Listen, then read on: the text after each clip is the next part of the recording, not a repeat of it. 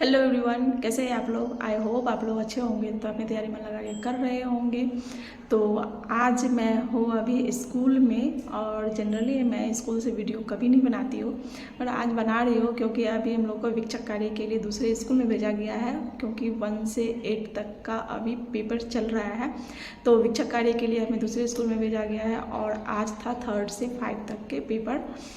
बच्चों का मैथ्स का पेपर था, तो हम वो ले रहे हैं। तो बच्चों का एग्ज़ाम हो गया है, बच्चे चले गए हैं। तो मैं बैठी हुई थी, तो मैंने सोचा कि चलो आप लोगों के लिए एक मैसेज देती हूँ और मैं एक वीडियो बना लेती हूँ आप लोगों के लिए। तो चलिए, मैं मैरी और मैं अपने चैनल मैरी चौधरी पे आप लोगों का स्वागत कर रही हूँ। देन स्टार्ट करते हैं बिना देरी किए हुए। कि सबसे पहले क्वेश्चन है कि TRD4 आएगा या नहीं आएगा, क्योंकि आप लोगों में से बहुत से भाई बहन का मेरे पास मैसेज आता है, हर वीडियो पे लगभग मैसेज आता है कि दीदी TRD4 आएगा या नहीं आएगा। हम लोग बहुत निराश हो रहे हैं। और जो मुख्यमंत्री जी ने भी 9 तारीख को जो नियुक्ति पत्र हुआ था, दिया गया था TRD3 वालों को, उसमें भी उन्होंने कोई अनाउंस नहीं किया है। तो पता नहीं अब आएगा कि नहीं आएगा, पढ़ने में बिल्कुल मन नहीं लग रहा है। तो देखिए फ्रेंड्स, तो TRD4 कन्फर्म है कि आएगा।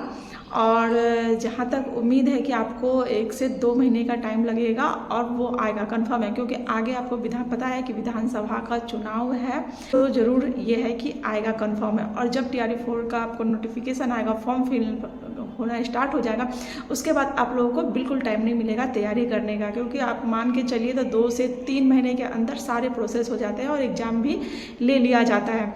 तो आप लोगों को बिल्कुल यानी समय नहीं मिलेगा कि हम कैसे तैयारी करें, क्या करें। इसीलिए आप लोगों को अभी से तैयारी करने की है बहुत ज़रूरत है। आप लोग डिमोटिवेट मत होइए, हमेशा मोटिवेट रहिए और अपनी तैयारी अच्छे से करिए, क्योंकि TRD4 कन्फर्म है कि आएगा ही आएगा। और संख्या भी बहुत अच्छी है, क्योंकि मुख्यमंत्री जी का टारगेट है कि हमें यानी 7 लाख के अप्रॉक्स टीचर की भर्ती करनी है बिहार में, जिसमें से लगभग 5 लाख के आसपास आपको नियुक्ति पत्र दे दिया गया है, टीचर की भर्ती हो गई है। तो जो सीट बचे हैं उस पर TRD4 कन्फर्म है कि विधानसभा चुनाव से पहले आएगा और ले लिया जाएगा आप लोगों को। तब आप लोग के पास बिल्कुल टाइम नहीं रहेगा, इसीलिए आप लोग डिमोटिवेट मत होइए और अभी से तैयारी अच्छे से करिए आप लोग।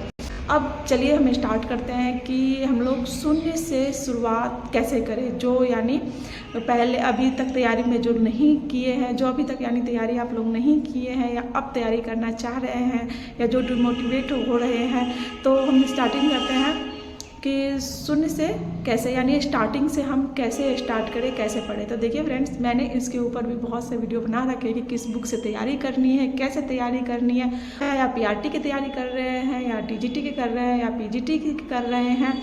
तो सभी में है, और मैं सभी की तैयारी एक जैसे होती है, बट इनका जो सब्जेक्ट है वो अपना सब्जेक्ट की अलग से तैयारी करते हैं, और जो GK GS है वो सभी की एक जैसे तैयारी होती है। तो सबसे पहले मैं बता देती हूँ कि पेपर कितने मार्क्स का होता है और कैसे तैयारी करते हैं। तो देखिए, 150 मार्क्स का पेपर होता है सभी में, चाहे वो PRT हो, TGT हो या PGT हो। उसमें 30 मार्क्स का आपका लैंग्वेज होता है, जिसमें हिंदी और इंग्लिश होता है, और ये क्वालिफाइंग है, इसके मार्क्स नहीं जुड़ते हैं।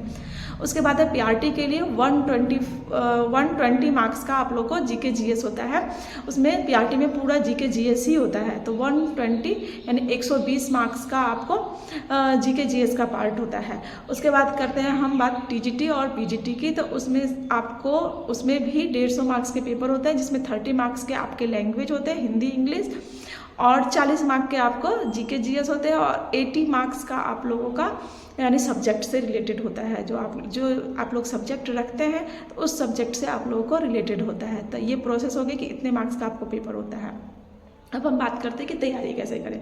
तो इसके लिए मैंने पीछे वीडियो में बता रखा है, कम से कम आपके पास 3 से 4 किताब होनी ही चाहिए। तो जिसमें सबसे फर्स्ट है कि आपको NCERT और SCERT की बुक होनी चाहिए।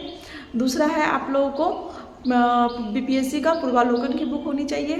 तीसरा है आपको एक ऑब्जेक्टिव, जो लूसेंट की GK GS की बुक है, वो ऑब्जेक्टिव आपके पास होने चाहिए, क्योंकि उसमें सारे सब्जेक्ट के और चैप्टर वाइज आपको MCQs दिए होते हैं, जो बहुत हेल्प करते हैं आप लोगों की तैयारी करने में। और चौथा बुक हो गया आप लोगों का कोई एक स्टैंडर्ड बुक आपके पास होनी चाहिए, चाहे वो लुसेंट की बुक हो, चाहे वो आपको क्रॉन पब्लिकेशन की बुक हो, या कोई सी भी एक बुक हो। तो एक बुक आपके पास एक स्टैंडर्ड बुक होनी चाहिए, क्योंकि एनसीईआरटी और एससीईआरटी जब हम पढ़ते हैं तो हम कभी ऐसा होता है कि कोई पार्ट हमें समझ में भी नहीं आता है, और कोई पार्ट होता है कि हम फिर बार बार भूल जाते हैं, और उसमें थोड़ा ये भी होता है कि आपको कहीं कहीं से भी दिया होता है समझने के लिए, यानी क्योंकि जो क्लास वाइज होती है, हर क्लास में अलग अलग चैप्टर होते हैं और उसमें अलग अलग दिया होता है। और आपके पास अगर स्टैंडर्ड बुक है तो आप एनसीईआरटी पढ़ें, वहाँ से डाटा आप कलेक्ट करें और उस स्टैंडर्ड बुक से आप तैयारी करें, तो आपकी तैयारी बहुत अच्छे से हो जाएगी।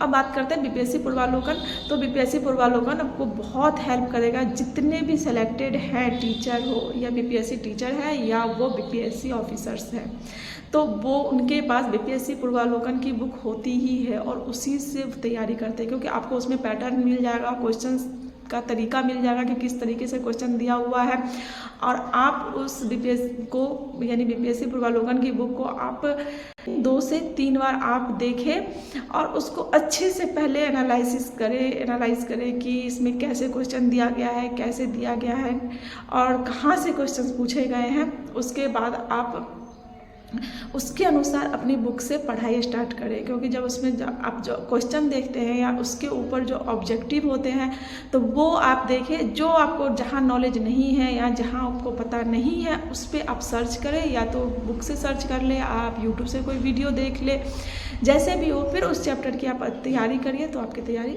बहुत अच्छे से हो जाएगी और आपको कोई नहीं रोक सकता। क्योंकि कोई ज़रूरी नहीं है कि जो पहले से ही तैयारी करते आ रहे हैं केवल उन्हीं का सिलेक्शन होगा, जो अभी तैयारी कर रहे हैं उनका सिलेक्शन नहीं होगा, ऐसा कुछ नहीं है।